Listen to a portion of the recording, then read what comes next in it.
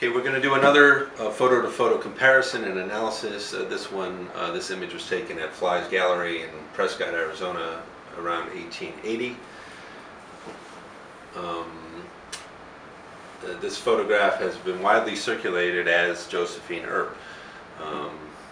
Any more you want to add about this photograph? I never liked that woman. That's all I'll say. This woman? Yeah, this woman.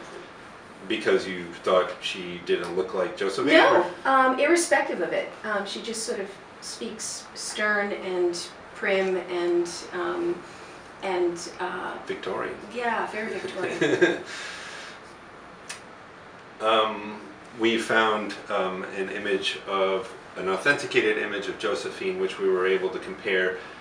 The chin is tilted forward or tilted up just a little bit compared to this, which is important, but it's close enough to make the angle of photograph is close enough to make fairly accurate comparison. I think just even in looking at this initial photo, we can see that this subject, who is post-pubescent, okay, so we have a very weak chin in this subject, and we have a nose which is hooked. These are two major factors in helping determine that I do not believe that we can eliminate this subject as being Josephine Earp. And we're going to get into some measurements and more analysis why. But just in looking at the two, the shape of the nose being different and the length of the chin maybe being the most glaring factor in the difference between the two faces.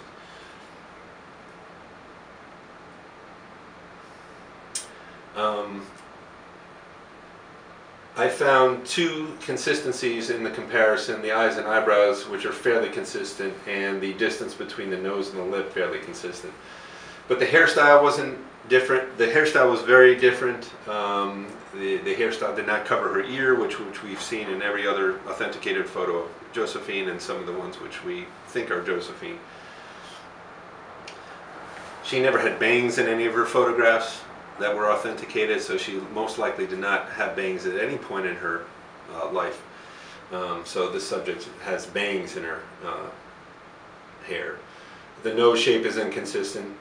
There's no pitting in the corner of her mouth, and that's something that we're going to see in a lot of the Josephine images, that there's a little bit of indentation at the corner of her lips. There's no indentation or pitting in the corner of her lips in this picture.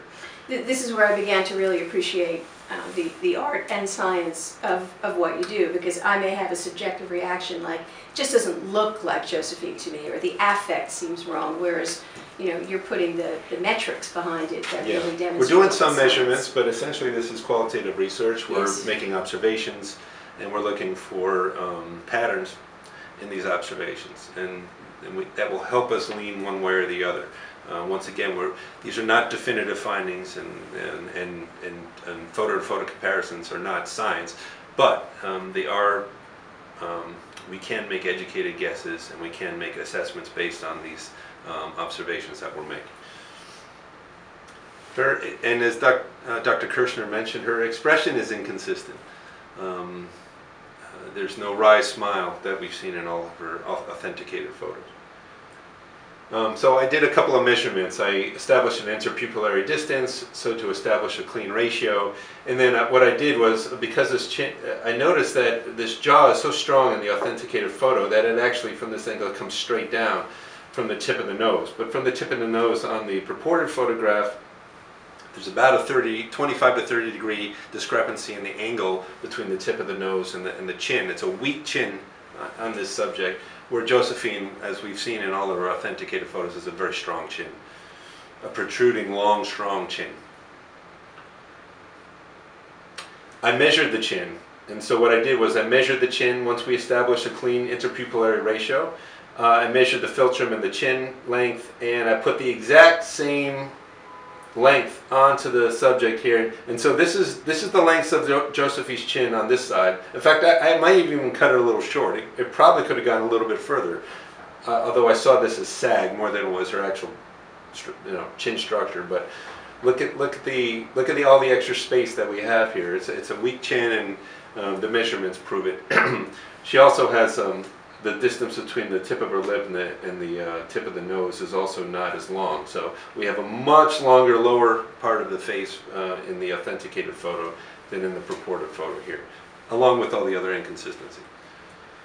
Her ears also similar. The ears, yeah, right. when we saw like ears are like a huge factor, and unfortunately, in many of the many of the photographs we're going to analyze today, again, young Josephine is wearing a hat or a wig, and her ears are obscured, which is a bad break for us. But in this case, we could make out a lobe, which in this shape, whereas this had a very distinctive shape. So it's sort of like strike 4 or strike 5.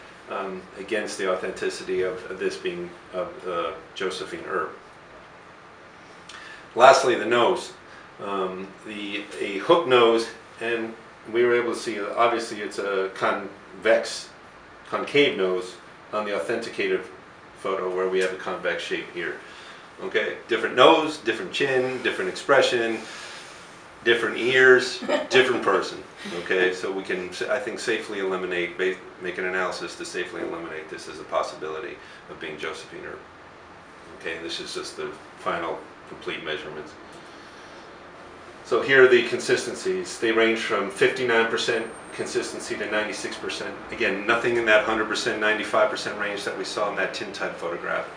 It's not the same person.